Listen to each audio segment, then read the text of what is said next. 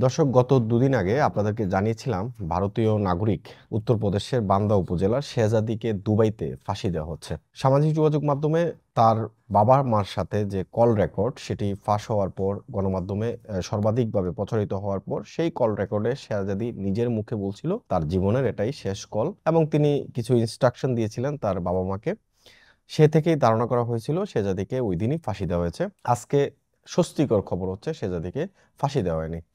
শেহজাদিকে কেন ফাঁসি দেওয়া হয়নি, শেহজাদির অপরাধ কী ছিল, সেই বিষয়গুলো আগে বলেছিলাম যে শেহজাদির অপরাধ ছিল যে শেহজাদি যেই বাসায় কাজ করতেন সেই বাসায় 4 মাসের একটি বাচ্চার হত্যার অপরাধ ছিল তার বিরুদ্ধে আরোপ ছিল যে তিনি 4 মাসের বাচ্চাকে হত্যা করেছেন। সেই পরিপ্রেক্ষিতে সেই পরিবারের বা সেই দম্পতি তাকে পুলিশে ধরিয়ে দেয় এবং পরবর্তীতে দুবাইয়ের কোর্ট তাকে ফাঁসির রায় দেয়। পরবর্তীতে তার ফাঁসির রায়টা আসলে আটকে গেছে। কি কারণে আটকে গেছে? কারণ ভারতীয় দূতাবাস একটি কোর্ট পিটিশন করেছেন যে শেহজাদিকে যেভাবে তার মামলাটা আসলে যাচাই বাছাই করা হয়েছিল সেটা আসলে সঠিক উপায় হয়নি।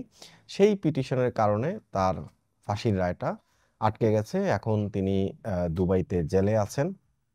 এই খবরও আমরা কালকে রাতে জানতে পেরেছি যে মধ্যরাতে ফ্রান্স সময় প্রায় 3টা-4টার দিকে আমরা এই খবরটা দেখেছি যে শেহজাদিকে ফাঁসি দেওয়া হয়নি। তো যেহেতু ওই সময়টাতে অত্যন্ত হৃদয় বিদারক ঘটনা হিসেবে উল্লেখ করেছিলাম এবং খুব ঘটনাটা বলতে গিয়ে আমি নিজেও আবেগে আপ্লুত হয়ে গেছিলাম যে শেহজাদির জীবনের গল্পটা আপনাদেরকে জানিয়েছিলাম যে শেহজাদি কিভাবে দুবাইতে পৌঁছেছে, শেহজাদিকে যেই উজাইর নামক যে ছেলে বিক্রি করে দিয়েছে এবং তাকে সামাজিক যোগাযোগ মাধ্যমে ভালোবাসার কথা বলে তাকে কিভাবে দুবাইতে পাঠিয়েছিল সেই গল্প আপনাদেরকে জানিয়েছিলাম। তো সত্যি গল্পটা খুবই হৃদয় বিদারক ছিল। তো এখন খুবই স্বস্তি লাগছে যে শেহজাদির ফাঁসিটা আটকে গেছে। ভারতীয় দূতাবাস সর্বাত্মক সহযোগিতা করেছে সেখানে। ভারতীয় দূতাবাস দুবাইয়ের কোর্টে পিটিশন করেছে এবং শেহজাদিকে যেভাবে ফাঁসি দেওয়া হয়েছে সেই মামলাটা আসলে জাজ করা হয়নি ভালোভাবে। মামলাটার যে প্রক্রিয়া যাওয়ার কথা ছিল সেই প্রক্রিয়া না গিয়ে এক পক্ষর কথা শুনে আসলে ফাঁসি দেওয়া হয়েছে এমন কথা বলছিল ভারতীয় গণমাধ্যম। তো সুতরাং এখনকার যে স্বস্তির খবর যেটা বলছি যে তার ফাঁসিটা আটকে গেছে এবং ভারতীয় দূতাবাস সেখানে কোর্ট পিটিশন করেছে এবং শেহজাদি দুবাই আছে। শেহজাদি এখন ছাড়া পাবে কি পাবে না হয়তো পরবর্তীতে নতুন কোনো শুনানি হলে সেটা হয়তোবা জানা যেতে পারে। আসল ঘটনা কে দোষী সেখানে সেই দম্পতি যেই অভিযোগ তুলেছে শেহজাদির বিরুদ্ধে হত্যা মামলার অভিযোগ তুলেছে সেই দম্পতি কি নাটক করছে কিনা, যেই শেহজাদি এর আগে যেটা বলছিল যে ওই 4 মাসের ছেলে অসুস্থ, তার অতিরিক্ত ওষুধের কারণে সে মারা যেতে পারে। এখন হয়তোবা দুবাইয়ের পুলিশ যদি সেটা উদ্ঘাটন করতে পারে তাহলে হয়তোবা শেহজাদি বেঁচে যাবে, এটা আমার বিশ্বাস। কারণ যদি সেই ঘটনার সাথে সম্পৃক্ত না হয় তাহলে তো তাকে কোনোভাবেই ফাঁসি দেওয়াটা সমীচীন হবে না, ঠিক হবে না, এটা একটা অন্যায় হবে।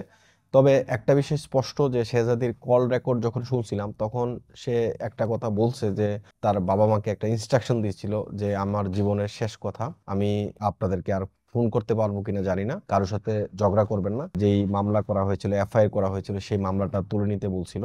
তো সুতরাং এমন মানুষ যে সে জানে যে সে চলে যাচ্ছে, তার মৃত্যু হবে এমন জানে, এরপরও সে বলছিল যে তার বাবা মাকে ইনস্ট্রাকশন দিয়েছিল। তো সুতরাং আমার সেই তার কথাগুলো শুনে এরকম মনে হয়েছিল যে না, সে এই অপরাধটা করতে পারে না, এখানে কোথাও একটা ভুল আছে।